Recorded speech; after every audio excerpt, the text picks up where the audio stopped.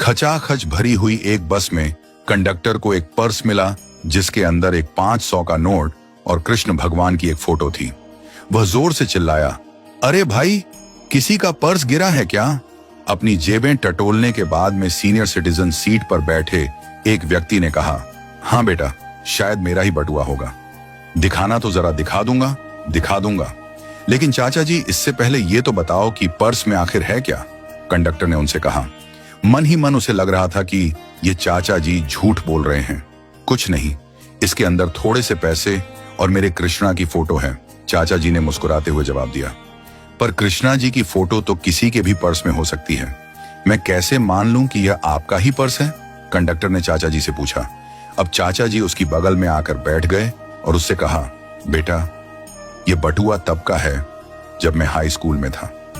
जब मेरे बाबूजी ने इसे मुझे दिया था तब मेरे कृष्णा की फोटो इसी में थी, लेकिन मुझे लगा कि मेरे लिए मेरे माँ बाप ही सब कुछ है, तो मैंने कृष्णा के ऊपर में उनकी फोटो लगा दी। जब मैं युवावस्था में आया तो मुझे लगा कि मैं कितना हैंडसम हूं और मैंने माँ बाप की फोटो के ऊपर अपनी फोटो लगा दी।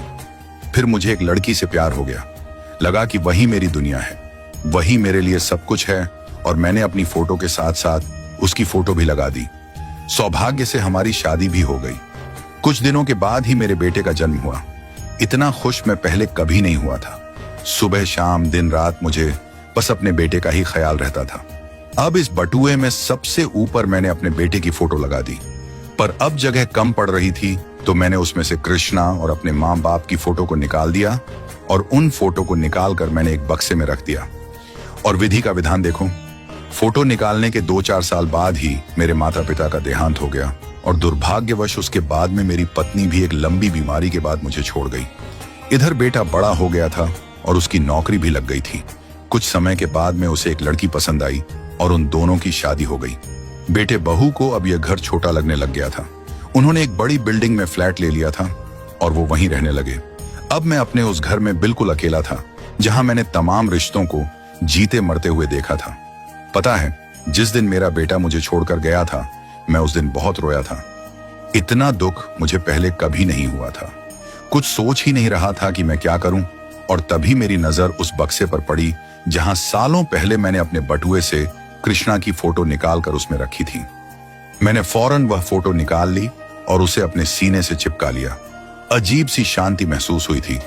लगा मेरे जीवन में तमाम रिश्ते जुड़े और टूटे, लेकिन इन सब के बीच में मेरे भगवान से मेरा रिश्ता अटूट रहा। मेरा कृष्णा मुझसे कभी रूठा ही नहीं, और तब से इस बटुए में सिर्फ और सिर्फ कृष्णा की फोटो है, किसी और की नहीं।